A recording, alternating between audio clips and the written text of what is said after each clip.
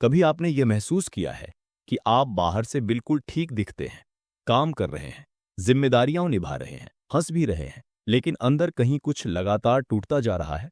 और फिर एक दिन बिना चेतावनी के शरीर जवाब दे देता है। सीने में जलन, लगातार थकान, पेट की समस्या, सिर दर्द जो दवा से नहीं जाता, या फिर कोई ऐसी बीमारी जिसका नाम सुनते ही जमीन खिसक जाती है। यही वह पल है जहां से डॉक्टर गबोर मते की किताब शुरू होती है। When the body says no का मतलब है जब आपने जिंदगी भर हां कहा, तब शरीर ने मजबूर होकर ना कहा। जब आप थके थे फिर भी काम किया, जब आप दुखी थे फिर भी मुस्कुराए, जब आप गुस्से में थे फिर भी चुप रहे, जब आपको रुकना चाहिए था फिर भी दौड़ते रहे। तो शरीर ने सब कुछ नोट किया।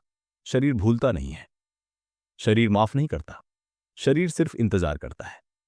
मन और शरीर दो नहीं, एक ही कहानी। आधुनिक दुनिया ने हमें यह सिखाया है कि मन और शरीर अलग अलग चीजें हैं। अगर शरीर बीमार है डॉक्टर के पास जाओ, अगर मन परेशान है ज्यादा मत सोचो। डॉक्टर गबोर मते इस सोच को जड़ से तोड़ देते हैं। वह कहते हैं मन और शरीर एक ही कहानी के दो अध्याय हैं। जो कुछ आप महसूस करते हैं, जो कुछ आप दबाते हैं, जो कुछ आप सहते हैं, वह सब शरीर में उतरता है। बीमारी कोई दुर्घटना नहीं होती, ये कोई अचानक हुआ हमला नहीं होता। अक्सर ये सालों तक जमा हुए तनाव की आखिरी भाषा होती है। तनाव क्या है? सच में हम तनाव को बहुत हल्के में लेते हैं। सबको स्ट्रेस होता है, आजकल की लाइफ ही ऐसी है, थोड़ा दबाव तो जरूरी है। लेकिन मते तनाव की परिभाषा कुछ और देते हैं। उनके अनुसार तनाव वह स्थिति है जब आपकी आंतरिक जरूरतें आपकी बाहरी जिंदगी से लगातार टकराती रहती हैं। तनाव सिर्फ काम का बोझ नहीं है, तनाव सिर्फ पैसों की चिंता नहीं है। असल तनाव तब पैदा होता है जब आप कुछ कहना चाहते हैं लेकिन कह नहीं पाते। आप किसी सीमा की जरूरत महसूस करते हैं लेकिन बना नहीं पाते। आप किसी रिश्ते में खुद को खो देते हैं। आप वो इंसान बनने की कोशिश करते हैं जो आप हैं ही नहीं। इस किताब की सबसे गहरी सीखों में से एक है, बीमारी सीमाओं का मामला है। सीमाएं मतलब कहां आप खत्म होते हैं और कहां दुनिया शुरू होती है। जिन लोगों की सीमाएं बचपन में बार बार तोड़ी जाती हैं, जिनकी भावनाओं को अनदेखा किया जाता है, जिनसे बहुत ज्यादा उम्मीदें रखी जाती हैं, जिनसे कहा जाता है अच्छे बच्चे ऐसे नहीं करते, वे बड़े होकर दूसरों को खुश करने वाले बन जाते हैं, ना बोलने में अपराध बोध महसूस करते हैं, अपनी जरूरतों को तुच्छ समझते हैं, और शरीर वह इन सब का बोझ उठाता है। बचपन जहां बीमारी की जड़ें होती हैं, ये किताब बार बार बचपन की ओर लौटती है, क्योंकि डॉक्टर मते के अनुसार बीमारी वयस्क जीवन में दिखती है लेकिन उसकी स्क्रिप्ट बचपन में लिखी जाती है। अगर एक बच्चा प्यार पाने के लिए खुद को बदलता है, माता पिता की भावनात्मक जरूरतें पूरी करता है, अपने डर, गुस्से, दुख को दबाता है, तो वह एक बात सीख जाता है, मैं जैसा हूं वैसा होना सुरक्षित नहीं है। यह सीख शरीर में बैठ जाती है। अच्छे लोग क्यों ज्यादा बीमार पड़ते हैं? यह किताब एक असहज सच सामने रखती है। बहुत सारी पुरानी बीमारियां बेहद अच्छे, जिम्मेदार, सहनशील लोगों में पाई जाती हैं। ये लोग समय पर काम करते हैं, किसी को तकलीफ नहीं देते, शिकायत नहीं करते, मदद मांगने में असहज होते हैं। समाज उन्हें सराहता है लेकिन शरीर उन्हें चेतावनी देता है, क्योंकि गुस्सा बाहर नहीं जाता, दुख बहता नहीं, थकान को आराम नहीं मिलता, तो सब कुछ अंदर जमा होता रहता है। दबा हुआ गुस्सा सबसे खतरनाक भावना। डॉक्टर मते गुस्से को दुश्मन नहीं मानते, वह उसे जरूरी जैविक प्रतिक्रिया कहते हैं। गुस्सा हमें बताता है कोई सीमा टूट रही है, कोई अन्याय हो रहा है, कुछ ठीक नहीं है। लेकिन जब गुस्सा दबाया जाता है तो वह इम्यून सिस्टम पर असर डालता है, हार्मोनल बैलेंस बिगाड़ता है, शरीर को लगातार खतरे की स्थिति में रखता है। किताब में बार बार यह बात आती है, जो भावनाएं महसूस नहीं की जाती वे शरीर में बीमारियों के रूप में व्यक्त होती हैं। शरीर क्यों पहले बोलता है? कई लोग पूछते हैं, अगर यह सब सच है तो मन पहले क्यों नहीं बोलता? क्योंकि मन अक्सर समाज से डरता है, रिश्ते खोने से डरता है, अकेले पड़ जाने से डरता है।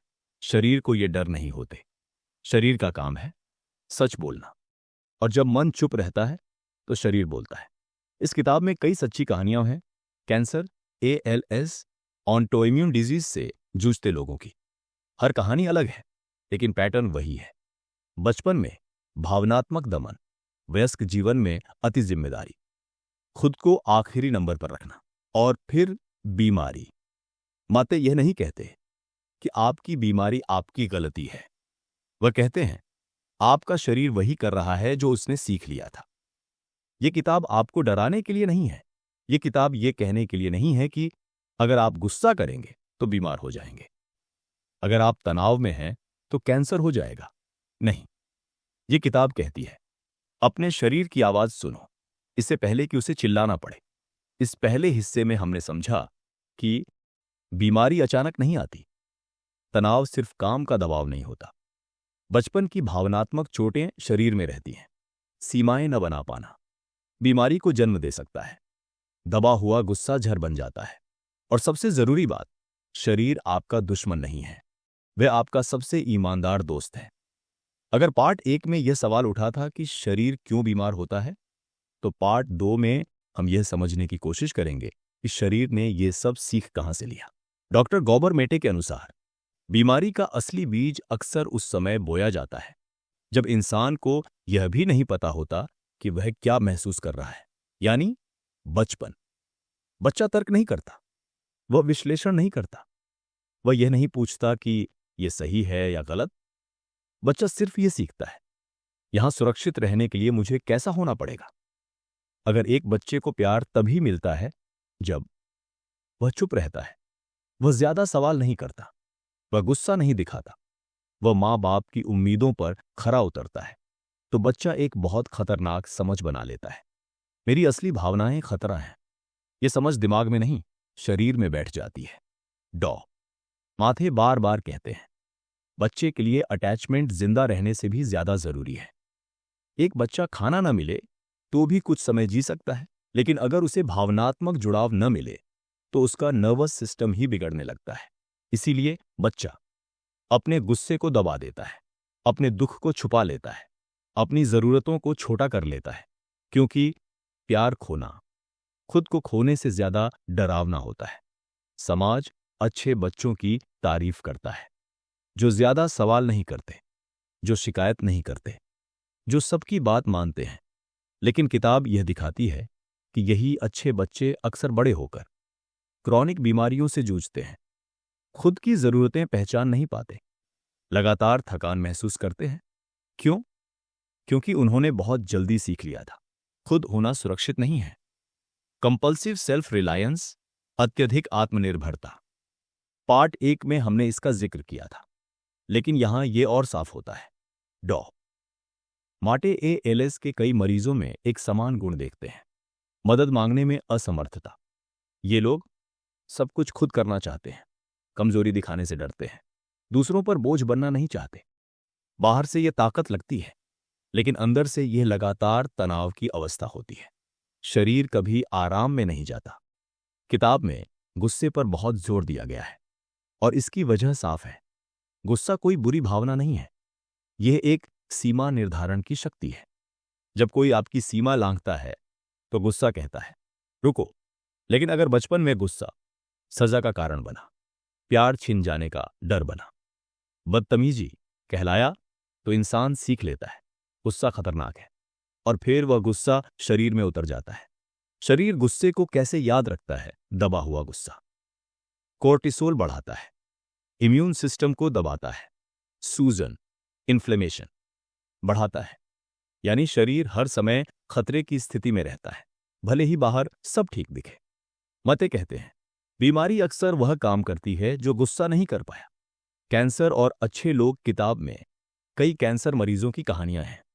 इन कहानियों में एक अजीब समानता है, बहुत ज्यादा सहनशील, टकराव से डरने वाले, खुद को आखिरी प्राथमिकता देने वाले।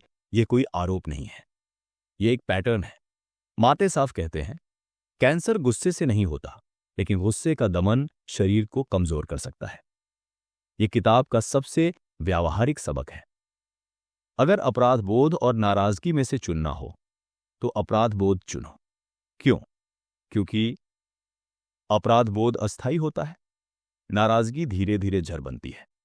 जो लोग हर बार दूसरों को चुनते हैं वे बाहर से अच्छे रहते हैं लेकिन अंदर से टूटते रहते हैं।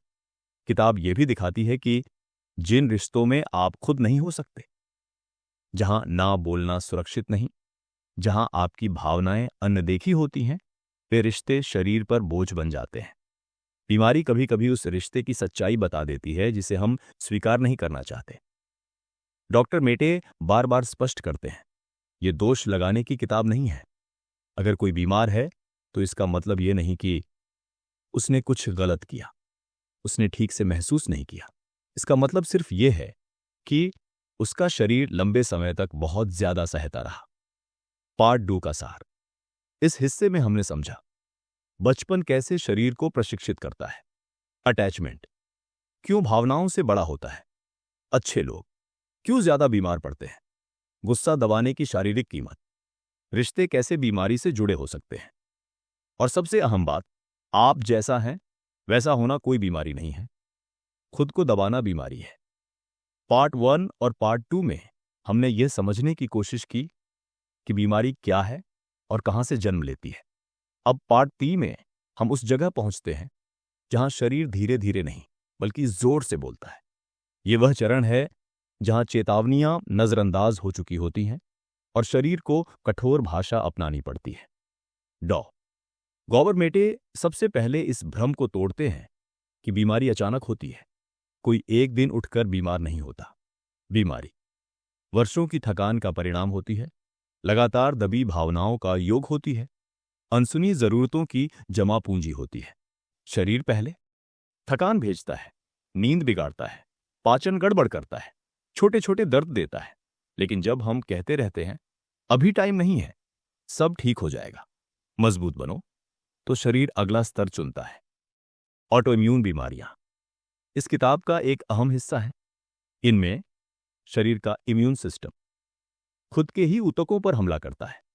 मते यहां एक गहरा सवाल उठाते हैं, क्या यह संयोग है कि जो लोग जीवन भर खुद के खिलाफ गए उनका शरीर भी खुद के खिलाफ चला गया? ऑटो इम्यून बीमारियों वाले लोगों में अक्सर ये गुण दिखते हैं, खुद को दोष देना, अपनी जरूरतों को नजरअंदाज करना, दूसरों की भावनाओं की जिम्मेदारी लेना। शरीर वही करता है जो मन वर्षों से करता आया है। मल्टीपल स्क्लेरोसिस पर किताब में कई केस स्टडी हैं। इन मरीजों में बचपन में भावनात्मक असुरक्षा, वयस्क जीवन में अत्यधिक जिम्मेदारी, गुस्से और दुख का पूर्ण दमन।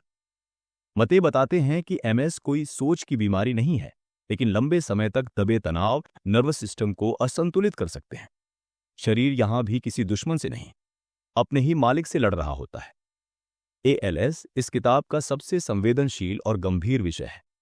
मते ने एएलएस मरीजों में कुछ आश्चर्यजनक समानताएं पाई। 1. अत्यधिक आत्मनिर्भरता। 2. मदद मांगने में असहजता। 3. नकारात्मक भावनाओं का निषेध। 4. कमजोर न दिखने की जिद। ये लोग दर्द में भी मुस्कुराते हैं, परेशानी में भी कहते हैं मैं ठीक हूं, दूसरों की जरूरतें खुद से ऊपर रखते हैं। मते इसे कहते हैं हार्डकोर सेल्फ कंट्रोल। यह आत्मानुशासन नहीं, आत्मत्याग का चरम रूप होता है। कैंसर पर बात करते समय डॉक्टर मेटे बेहद सावधान रहते हैं। वो साफ कहते हैं कैंसर का कोई एक कारण नहीं होता, लेकिन फिर भी कई कैंसर मरीजों में एक पैटर्न दिखता है। टकराव से बचना, गुस्सा न दिखाना, अपनी सीमाएं न बनाना, भावनात्मक अकेलापन। कैंसर यहां सज्जा नहीं है, यह एक संकेत है कि शरीर बहुत लंबे समय से अकेले लड़ रहा था। जब बीमारी गंभीर होती है तो दर्द भी बदल जाता है। यह अब सिर्फ शारीरिक नहीं रहता, दर्द बन जाता है। ध्यान मांगने की पुकार, रुकने का आदेश, जीवन की दिशा बदलने का संकेत। कई लोग बीमारी के बाद कहते हैं अगर मैं बीमार न पड़ा होता तो मैं कभी नहीं रुकता। यह कड़वा सच है। मते मेडिकल सिस्टम की एक बड़ी कमी दिखाते हैं। अधिकतर इलाज लक्षणों पर केंद्रित होते हैं, व्यक्ति की कहानी नहीं सुनते। बीमारी को एक टूटे हुए पार्ट की तरह देखा जाता है। लेकिन मटे पूछते हैं आप उस इंसान का इलाज कैसे करेंगे जिसकी कहानी आपने सुनी ही नहीं? किताब में कोई जादुई इलाज नहीं दिया गया, लेकिन एक बात बार बार आती है, भावनात्मक ईमानदारी। इसका मतलब जो महसूस हो उसे स्वीकार करना, गुस्से को पहचानना, दुख को बहने देना, सीमाएं बनाना। यह आसान नहीं है, यह डरावना हो सकता है, लेकिन यही वह रास्ता है जहां से शरीर को संदेश मिलता है, अब तुम्हें अकेले नहीं लड़ना। पार्ट 3 में मते रचनात्मकता की बात करते हैं। क्यों? क्योंकि रचनात्मकता आत्म अभिव्यक्ति है। आत्म अभिव्यक्ति जीवन है। जब इंसान लिखना छोड़ देता है, गाना छोड़ देता है, बनाना छोड़ देता है, तो आत्मा भूखी रह जाती है, और भूखी आत्मा शरीर पर दबाव डालती है। यह सुनने में अजीब लगेगा, लेकिन माते ये कहते हैं, बीमारी कभी कभी जीवन को बचाने आती है, क्योंकि यह हमें रोकती है, यह हमें देखने पर मजबूर करती है, यह हमें बदलने का मौका देती है। हर बीमारी ये मौका नहीं देती, लेकिन कई देती है। जब इंसान बदलने की सोचता है, डर आता है, अपराध बोध आता है, पुरानी पहचान टूटने लगती है।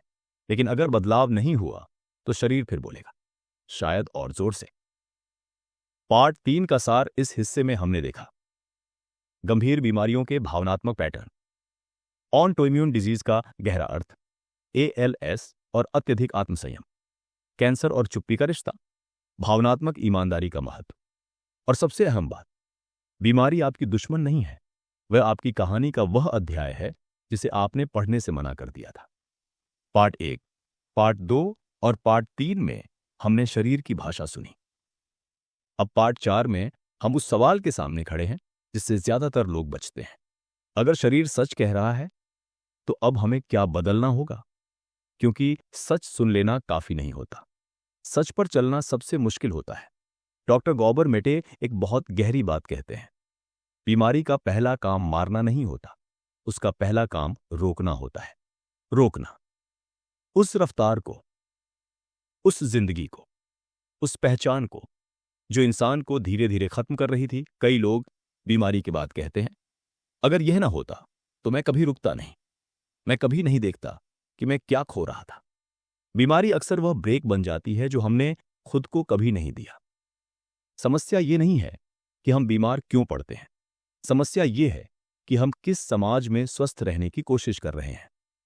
एक ऐसा समाज जो लगातार उपलब्ध रहने को कहता है, थकान को कमजोरी मानता है, भावनाओं को ड्रामा समझता है, ना को असहयोग कहता है। ऐसे समाज में संवेदनशील लोग सबसे पहले टूटते हैं और फिर उनके शरीर बोलते हैं।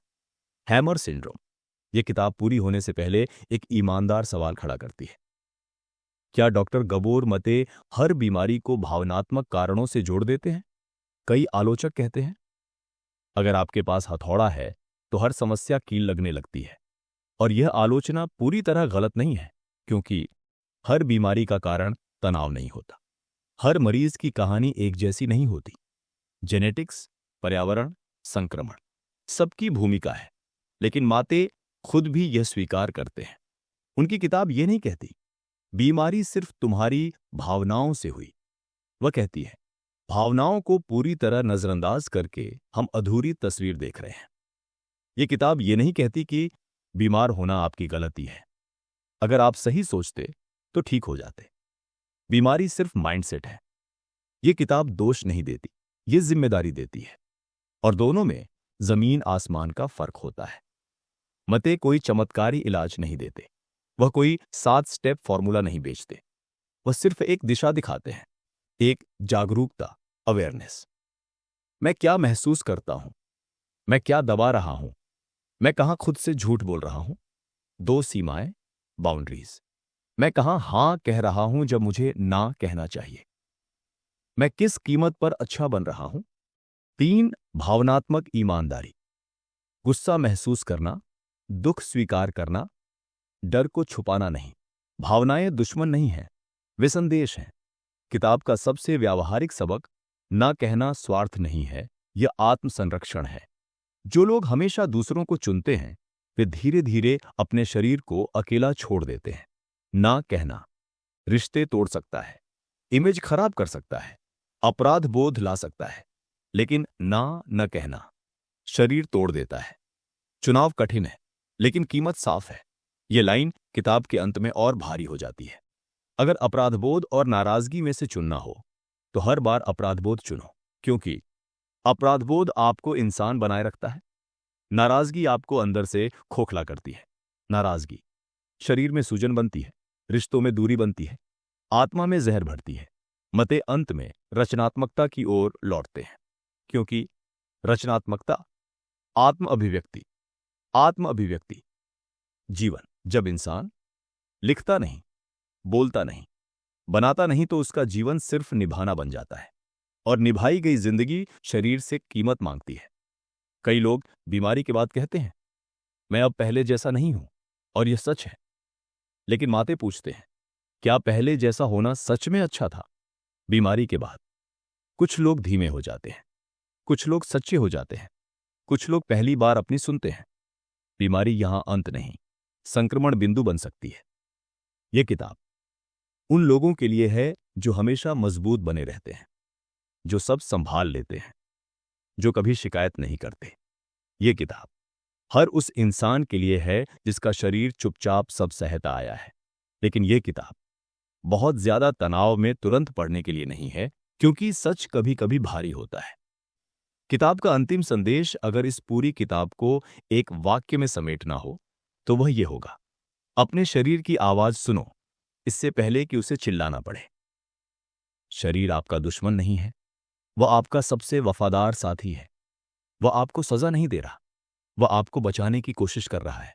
अगर आपने इस पूरी किताब को ध्यान से सुना है तो शायद अब आप ये समझते हैं, हर हां की एक कीमत होती है, हर दबाई भावना शरीर में रहती है, हर अनकही बात एक दिन बीमारी बन सकती है। लेकिन साथ ही यह भी सच है, कभी भी देर नहीं होती सुनना शुरू करने के लिए। When the body says no एक मेडिकल किताब नहीं है, यह आत्म ईमानदारी की किताब है, सीमाओं की किताब है, साहस की किताब है। साहस खुद को सुनने का, खुद को चुनने का, और जरूरत पड़ने पर दुनिया को ना कहने का।